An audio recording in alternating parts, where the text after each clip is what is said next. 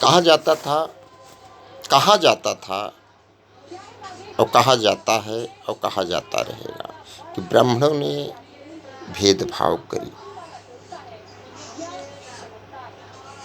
अरे हम तो कहते हैं कि ब्राह्मणों के ऊपर उंगली उठाने से पहले तुम अपने, जिन माँ बाप ने तुम्हें पैदा किया, पाल पोस के बड़ा किया, छोटे से लेकर बड़े तक तुम्हारे साथ तुम्हारे माँ बाप ने दिया। पहले तो आप अपने उस माँ बाप से पूछिए कि आपने मेरे साथ भेदभाव क्यों किया। क्योंकि अगर किसी माँ बाप के 2 1 बच्चे 3 बच्चे हैं तो क्या वो बच्चा एक ही शकल का है? एक ही पेट से तो जन्मा है ना, एक ही माँ बाप से जन्मा है, तो क्यों नहीं वो बच्चा एक ही शकल के तीनों हुए? क्यों बेटी और बेटा पैदा हुए? अगर बेटा हुआ तो बेटा ही दूसरा तीसरा चौथा सब पैदा हुए होते। क्यों एक ही शक्ल के नहीं हुए? क्यों ही एक ही हिसाब से कोई गोरा हुआ, कोई काला हुआ, कोई पीला हुआ, कोई नीला हुआ, कोई अंधा हुआ, कोई बहरा हुआ, कोई काना हुआ, कोई लंगड़ा हुआ, कोई लूला हुआ? क्यों ऐसा हुआ? कोई बोल पा रहा है, कोई नहीं बोल पा रहा है, कोई खा पा रहा है, कोई पागल है, कोई कैसा है? क्यों ऐसा हुआ? पहले आप अपने उस माँ बाप से पूछिए, क्यों इतना बड़ा भेदभाव किए? उस जन्माने वाले से पूछिए जिसने इस पूरी सृष्टि को ही पैदा किया। किसी को मनुष्य बना दिया, किसी को आदमी बना दिया, किसी को औरत बना दिया, किसी को पशु पक्षी जानवर बना दिया। पेड़ पालों में भी भेदभाव है, उनमें भी नाम दर नाम पहचान कैसे होगी? ये हमारी पहचान है, हमारी परंपरा है, हमारी पदवी है। इस पदवी, एक पदवी थी कर्म।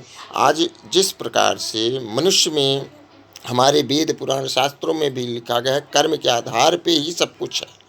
कर्म जिसका जैसा है उसको वैसा बनाया गया, कर्म के आधार पे ही बनाया गया। लेकिन वही क्योंकि हम चैतन्य हैं और जो जड़ हैं, जिस प्रकार से पेड़ पालो पौधे हैं, वो तो कर्म से भी नहीं आगे, क्योंकि कांटा तो धंसता है सबको। जो बैर होती है या बबुल का पेड़ होता है या बेल का हो, कैंच का हो, इनमें तो कांटे होते, धंसती है, लेकिन फिर भी तो उसको पेड़ ही कहा जाता है, उसका नाम तो चेंज नहीं हुआ। आम इतना अच्छा फल देता है, सेब प्रोटीन की मात्रा भरपूर, पपीता, क्या इनके ऊपर नीचे नहीं हो सकती? कर्म भी इनके, छोटा कर्म हो या बड़ा कर्म हो, उनके नहीं। लेकिन मनुष्य में ऐसा शास्त्रों में भी लिखा है, वेद पुराण में भी लिखा है कि कर्म के आधार पे आपकी गद्दी पदवी बढ़ती है। आज भी है, हमारे आज भी चल रहा है। कोई पढ़ाई लिखाई किया है तो कोई जज बना, कोई कलेक्टर बना, कोई क्या बना, कोई वकील बना, कोई डॉक्टर है, कोई आईएएस है, आईपीएस है, कोई प्रधानमंत्री है, कोई राष्ट्रपति है। और जो नहीं पढ़े लिखे हैं, कोई चौकीदारी कर रहा है, कोई झाड़ू पोछा लगा रहा है, कोई पानी पिला रहा है, कोई प्यून का काम कर रहा है, कोई ड्राइवरी कर रहा है, कोई गाड़ी साफ कर रहा है, कोई जूता पॉलिश कर रहा है, कोई जूता सी रहा है, कोई पनवाड़ी बना है, कोई, मतलब तमाम प्रकार की चीज़ें हैं। जिस ढंग से आज भी है भेदभाव, ऊंच नीच आज भी है, गरीबी अमीरी में ऊंच नीच चल रहा है। क्या हम अपने घर में किसी स्मैकियों को लाके खाना पीना खिला सकते हैं, गलत आदमियों को ला सकते हैं? या हम किसी गलत संगत में जो स्मैकी हैं, नशेड़ी है, चरसी हैं, गजेड़ी हैं, उनके साथ बैठ के हम खा सकते हैं, बैठ सकते हैं, रह सकते हैं, उनकी संगत कर सकते हैं?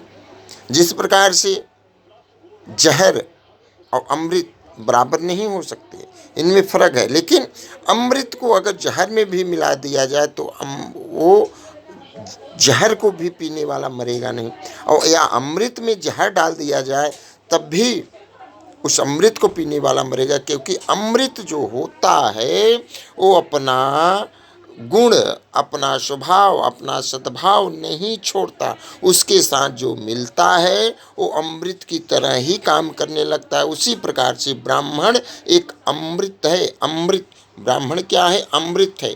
इसके साथ रहोगे तो उसके ही गुण, ये अपने ही गुण सब में देगा। ब्राह्मण क्या है? अमृत है। तो अमृत के साथ मिलोगे तो तुम्हें भी अमृत का रसापान करना पड़ेगा। अमृत के समान तुम भी बनना चालू कर दोगे।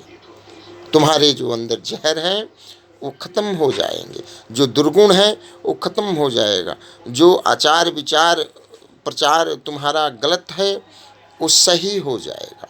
ब्राह्मण वो चीज़ है।